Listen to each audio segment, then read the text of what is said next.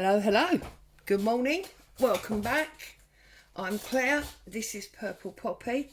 And as always, before we get started, a huge thank you for everybody who has decided to join in the crazy world of crafting here at Purple Poppy. It's lovely to have you aboard. So I'm back today with, I think it's part 3 of our Scrappy Journal book.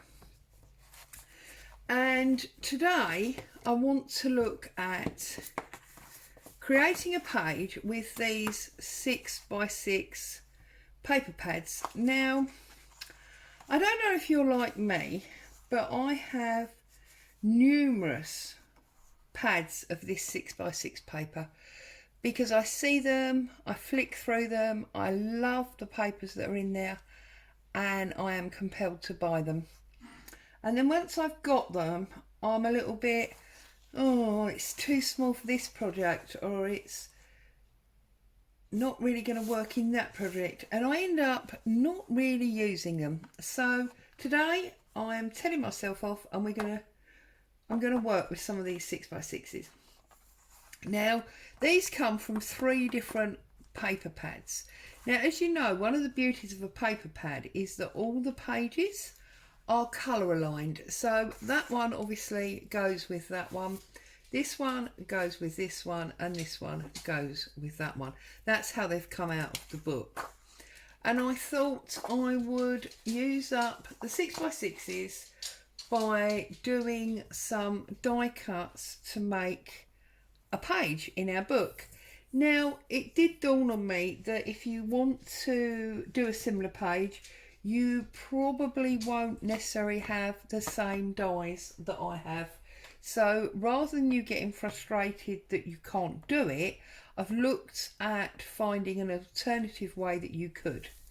So, for example, for this frame, you could simply take one of our trusty book pages. Okay. Let's get all this extra glue and torn paper off the edge first of all. Okay. And what you'll need to do, let's move it over to the side. What you'll need to do is work out roughly a square. So I'm just going to do and I haven't checked this page, so I apologise if there's any nasty words in there. I have no intention ever of offending anybody. Once we feel that we've got the square that we want, I think it's about there. Yeah, it's not bad. If you then fold it in half and just press in the middle, and then fold it in half again, so you've got quarters, and just press in the middle. We don't want to crease all the way along. And then you just cut a square out of the middle, like so. Now, you all know I'm really bad at cutting straight lines with scissors, so you will get yourself one of these. So that was quick and easy, wasn't it? No die cut or big shot or anything fancy needed. You've got one. And with regard to all the flowers and leaves and things that I've cut, again, if you don't have access to dies like those, I'm sure you have a book like this, or you can find floral pictures in a book, and you can fussy cut these and use these. So it's very easy to join in, even if you don't have a big shot or similar type dies. Okay, so let's open up our Scrappy book. Oh, I've got bits tucked in there. I was obviously planning a music page, which has changed course, as it often does in my world. And that was our cards from yesterday. So now we're going to work on this page. Whoops, whoops, whoops, whoops, whoops. I suppose I better show you this while I'm here. This was one that I did while I was off camera. And basically what I did here was I took some more of the packing paper with my envelope punch board, and I made a grungy old envelope, and then I have stuck into the envelope various images of receipts and patterned paper and things, but only to the back, because that creates a pocket at the front.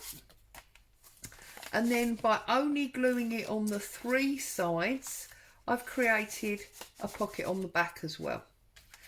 Now, this was not my idea. This idea came from Crafty Cat, I believe, and I will put a link to that video in the description if you want to pop over to her site and have a look at how to do that. Okay, but for now what we're doing is we are working on this page here. Okay, this half is all I'm working on today. So what I want to do is I want to create almost like, I don't know how to describe it. Let's just call it an interest page, I think, for now. So what I want to do is I want to put a frame, perhaps sort of up there, and then I want to get my floral and I want to put that about there, maybe. And then I want to take the third piece of that colour range and I want to put almost like a mat. So I'm thinking, you know, somebody could put maybe a photo in there or scribble some notes in there. And then on this one, all I'm going to do is just trim off the edge to get a nice decal shape. And I think I want it about thus long. Let's make sure that's going to fit on our page. Yep, that'll fit. And then I'm going to trim that side off there. And I want it about there. So the idea being that it's going to sit sort of inside the frame but underneath it. I quite like that. And then maybe if we move that up a little bit, we can put a word or something there that, you know, is descriptive of what we're thinking or how we're feeling, or maybe even just a score note or something in, you know, an appropriate colour match. So I'm going to get this one glued down and then I'm going to decide whether or not I want to add something else. So very quick, very simple. Now obviously because I've used my dies and my Big Shot, I've been able to cut from 3 sheets of the paper, just making sure that's going to sit in the right place. 3 sheets of the paper from the paper pad, which does mean there's no glue under that bit, which does mean that obviously the flowers are in the same complete colourway as the frame and the mat. Now don't look at the state of this paper already. I must be the messiest crafter that ever existed. Now obviously if you're going to be using an image from a book or a magazine or something for your flower, you won't necessarily have exactly the same colourway, because I'm pretty sure there's not going to be a black or grey flower in this book. So you are, you know, going to have to think about your colours, although of course this is quite a dark one of the lavender, rosemary. You are going to have to think about what papers you use for your frame and for your mat. But other than that, there's no reason at all why this wouldn't work. you could even use some food dye, and instead of coffee dyeing your papers, you could colour dye them, and then you could draw a very simple leaf shape, like say this one. You could draw a very simple leaf shape like this that you could cut out of your coffee dyed paper. So there you go. We have, whoops, a bit of glue on the, sorry, did I jog you? Bit of glue on the paper there. And then maybe I will use one of our tickets from yesterday, this one here I think, and I will just want to sort of overlap it. So I'm wondering what I'm going to put underneath. Now of course I've got the centre of that, so I'm just wondering how that would sit. Aha, you see. So how big do we want this? We want it, yeah, about there. Whoops, let's just remeasure that. A little bit shorter, about there.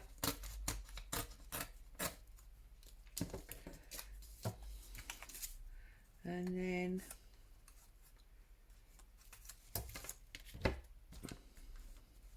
slightly over,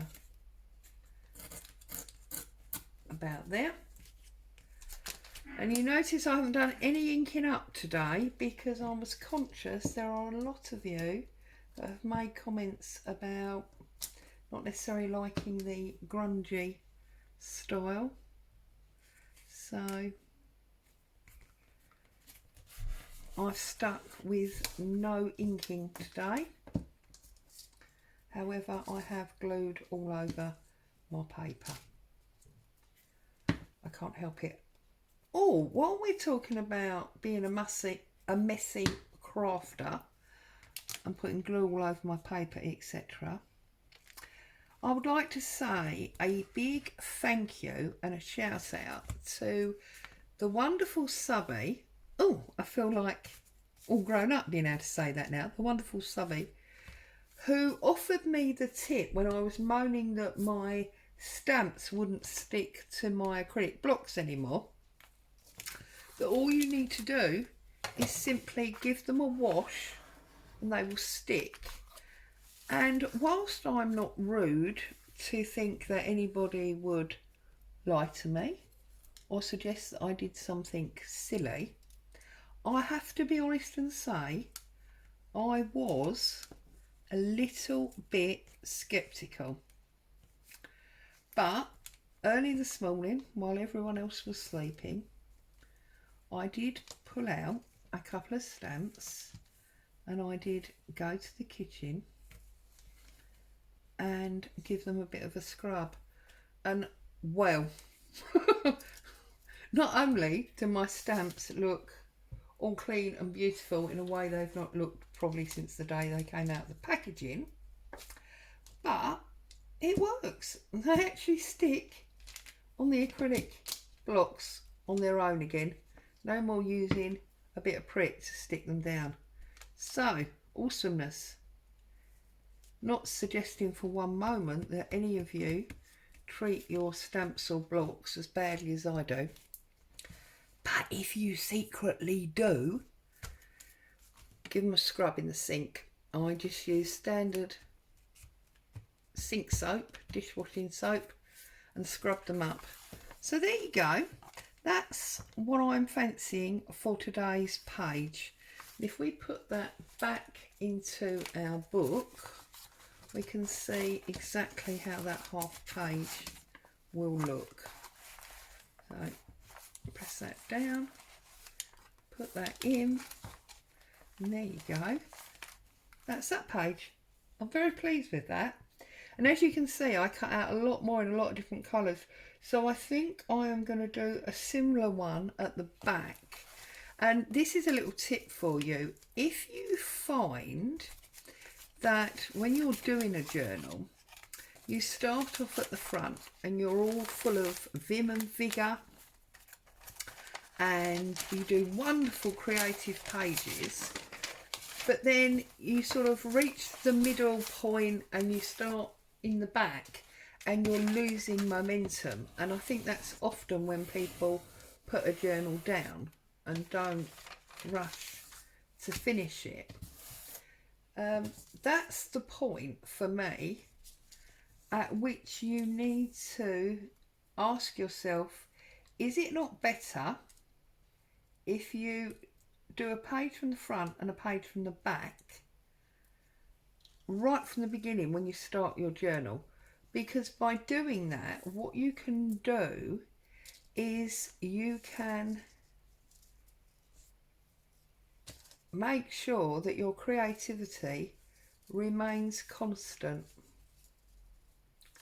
Right, as you can see, what I'm doing here is I'm using the frame as a frame, almost like some modern art, and I'm just popping my die cuts under the edge. Let's get that bit to the top so it looks a little bit more lifelike. And I'm putting my pretty flowers through there like that.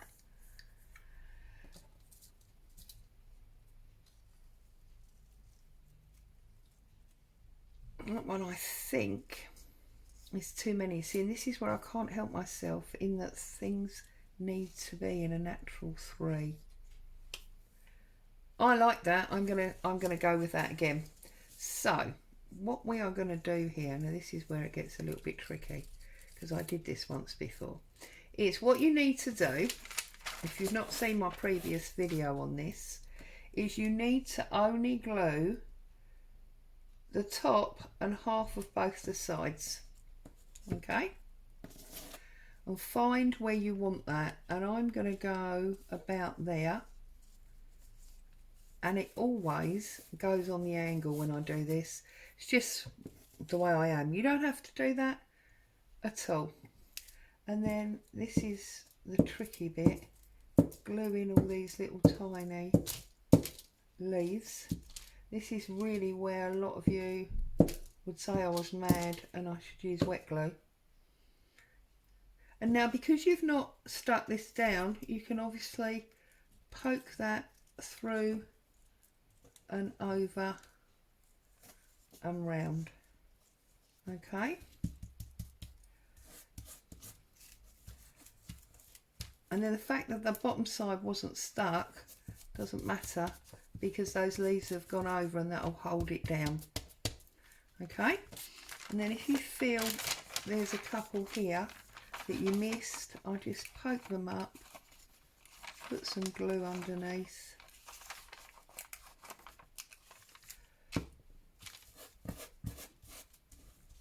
and there's a couple there as well, and these ones as well.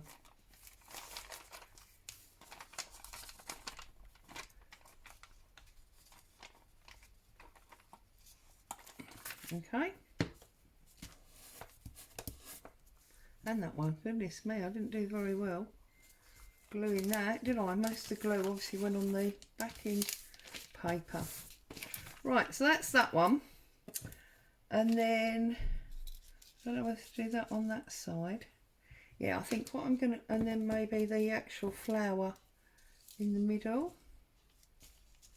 Yeah, I'm gonna go that way.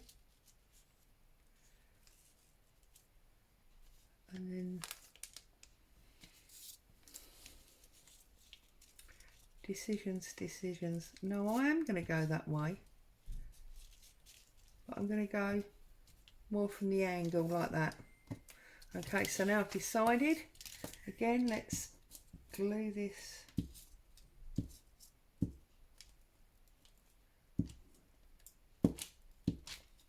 Glue this up.